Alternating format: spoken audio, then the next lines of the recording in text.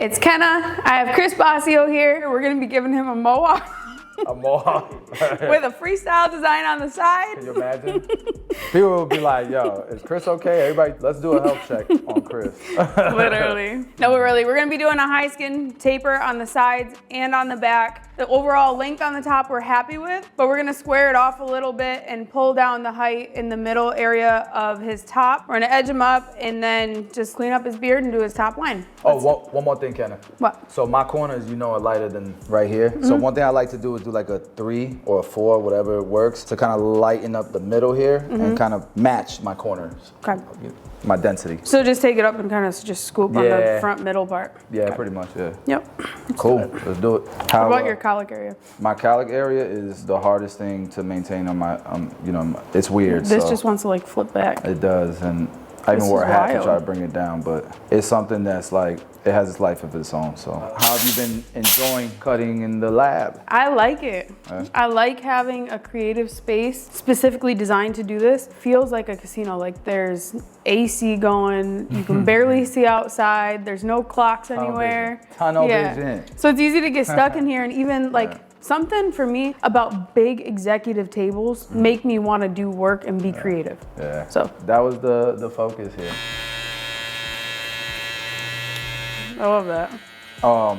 It's funny too, because I came in here thinking I was like, I can cut like a barbershop. Like my schedule originally, I was like, I want to have like, 10 people a day. Yeah. You get in here and there's so many things to consider while you're cutting that at first, if you're not used to it, it's not only like physically draining too, but like mentally. And whatever camera he wants focused on you right now, he would just switch on at the desk, at the table. You know what I mean? I just watched the LV Expo recap that Jordan did. That was funny. I haven't seen it. I was cracking up. It was a vlog? I'm always trolling Dre because I'm telling him, I'm like, let me cut your hair.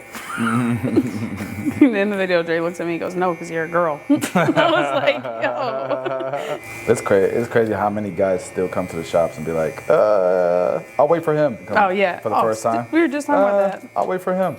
Like, I taught him how to cut hair. What? Literally. What's the population in your town? 12. 12,000? And you have 2 shops. What's the Geneva? How far is that from where you're at? So I live in Geneva. Canandaigua is my second location. It's 12 miles. Okay, and what's population over there? Probably like 15 to 16. And it's funny how many people from small towns don't think they can make anything happen there. That's one of the reasons why I haven't left. You have 2 shops and a restaurant out there, right? Yeah, so I just took my... You're going to get the keys to the city, Kenna? I hope so. I want to. You should have seen Fawn. We were talking about it, and he was like, oh, you started a food business. And I was like, yeah. And he's like, doing what? And I was like, well, Dre called me a culture vulture, but I'm going to tell you anyway. And I said that I was making empanadas, and he was like, well, like basically if I didn't talk so soon, he was gonna be like, well, I am mad at you, whatever. So I told him how much I was charging. He got mad. And then he got mad. He's like, what? For some empanadas? Yeah. Wait, my people. He's like, you can go to Puerto Rico. He's like, you go to Puerto Rico, they selling them for $1, $2. And then I showed him a picture of them because I was selling. Nah, but you're making like real deal. Yeah, like they're big. They're big, and I love my Puerto Rican people, but sometimes you go to these empanada restaurants and they're $1, $2, and there's literally a teaspoon of beef in there or chicken in there. It's terrible. Yeah, no, I had to make sure, especially charging, because I knew that locals and people I grew up with were gonna come get them. So far here, I've taken our 4-guard and I've came around this area. He wants a 3 on the side, so I'm gonna do a 3 right up underneath that. I've already skinned out his sides for his tapers. We're doing high tapers, so that means I got rid of his C-cup. I'm gonna take my 1-guard and I'm gonna attack this line right here. I'm gonna blend that in, and then I'm gonna attack the bottom line of our taper. Yeah, I said to Fonz, I was like, you switched up on me real quick, Fonz. I didn't appreciate that. That alone, like some of the numbers, what were the numbers? Even after expenses and stuff, you're still seeing probably a 9, 8 cap. And then you add everything else is just extra free cash flow. So that's a slam dunk deal, I think. The tattoo's giving you $1,200. You're still at $3,700. You're still at a 9, 10 cap. If you're paying $360. This one, they completely redid everything. And if you make enough cash, which I think you do, and your DTI is good, you're fine. It's none of his business. Like, and that's kind of been my focus is like, there's been a big part of me that wants to start stepping away from the chair. And that's where I'm really trying to invest into different avenues so I'm not tied behind the chair, because that's what I was thinking is that. I did it too soon. Let's say part-time, you can make $50,000. That's 50 grand. That's another property every single year. That's true. I don't need an extra 20, I don't need an extra 40 hours to continue to invest. I just need an extra part-time. I need a part-time where it's just investing, and my part-time is, imagine you can just live on your part-time income and all of your assets are snowballing.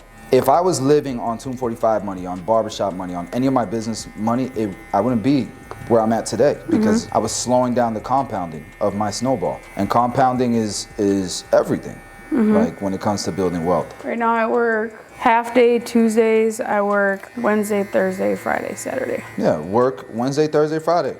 You're done. The rest of the time, you're working on the business. You're working on your portfolio, on your enterprise. You make enough to where you can live on it, right? And the rest of the week, you're building your businesses. And your businesses should be paying for your future, should be paying for the next thing. So now I've blended into the base length of the haircut, and I've blended out the open guard line into the trimmer line, and I'm gonna take my 2 and I'm just gonna connect this all right here.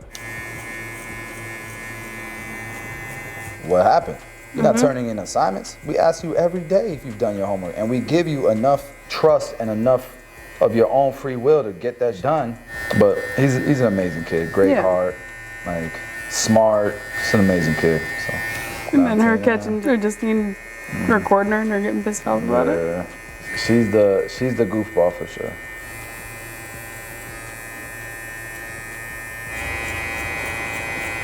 I might be in Texas here in the near future. Hey, you think about moving? Eventually, yeah. I love Dallas. Dallas, Dude. Fort Worth, it's so dope. My boyfriend lives there, and I'm like, I love it there. And his whole family's gonna be centrally located over there. Yeah. At least spend time in both for a while. But I like Dallas. It's the perfect mix of country and growing. Yeah, I like it as our second home is what I would like to call it. How much are you charging now, Kenna? 50 and 60. In a small town? It works. Half-hour slots. I bumped it up and brought them back down. Yeah. But it's getting to be a lot to try to manage my schedule while traveling. Like even for this weekend, I rescheduled all my clients for me to come here into this week when I come home, and then I have to fly back out on Saturday, so I had to reschedule those clients twice. Nice. Some people got mad about it, but I'm sure. a lot of them are like, just keep doing what you're doing, we're proud of you. That's awesome. That's what you want to hear, right? Yeah, I appreciate that. That's love, man. So currently on his left side, I'm doing his high taper. I balded it out, and then I used my 1 guard to soften the line, and now I have my clipper without a guard on it, lever all the way open, and I'm slowly using the notches on the side of the clipper to hit every level to connect the 2 lengths.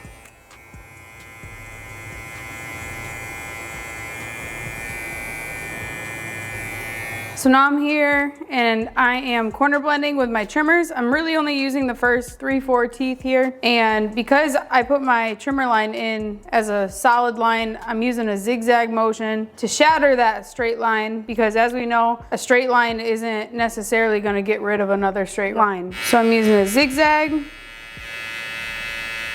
And ladies, if you're watching this, it's just like point cutting and longer hair, just using the trimmer as my scissors, and the hair is a little bit shorter.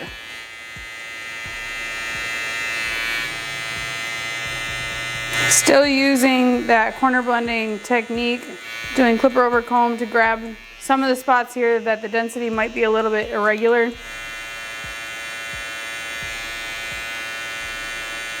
Now with the same trimmer, I'm gonna be moving his ear out of the way, and I'm gonna edge up this line here.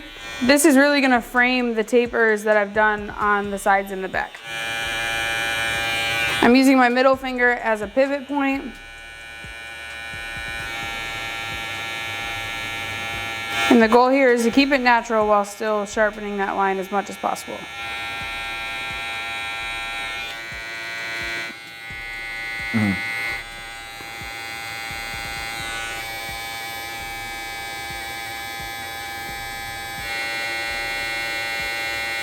So we know here that we see this come to a point, and that's what we're trying to defeat. So I'm gonna go through with horizontal sections, and I'm just gonna point cut a little bit to get rid of that and help it mesh into itself rather than lay flat and create the bump here. So I'm getting rid of some of the density that is laying on the top middle through point cutting and horizontal sections.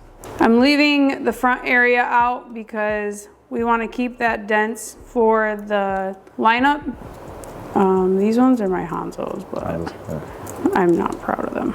The marketing got me. Yeah, I tried to talk all of our guys out of it, but they all still bought them. The marketing's that good. And then they all regretted them, and then... Told you were right, and that you should have did it. Yeah.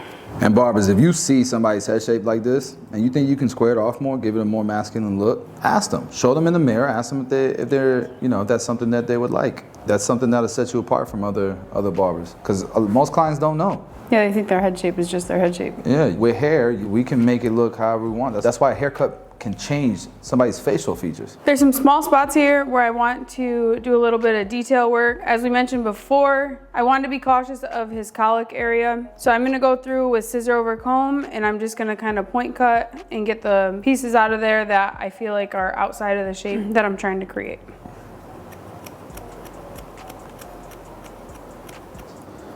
And what's cool is they have chapters everywhere.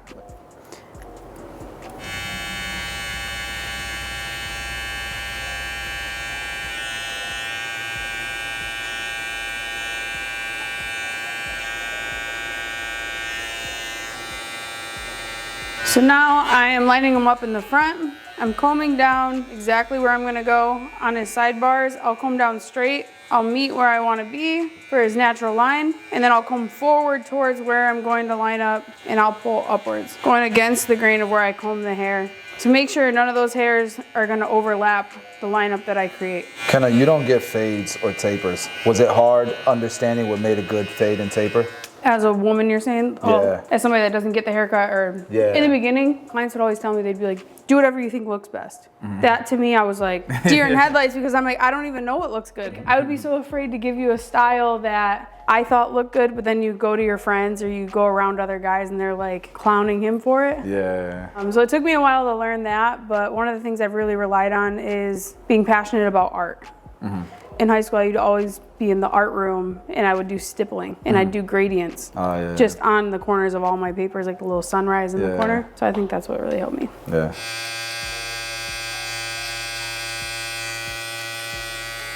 Mustache, Just bottom like, line. just the bottom, yeah.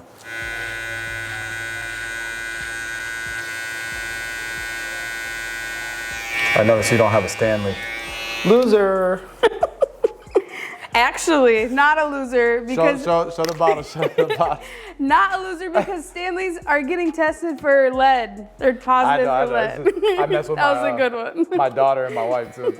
They refuse to get a Stanley. Like, we're not doing it. Like, you know you want one. They're too big.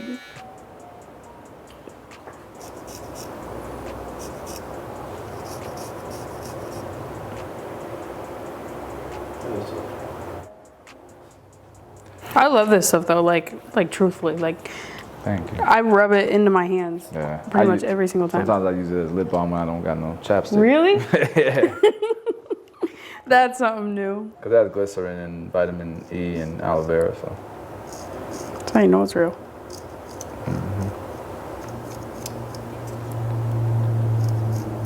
I'm convinced the hair that's on my scar was supposed to fill in the rest of my, because on this side I got no hair growing up there.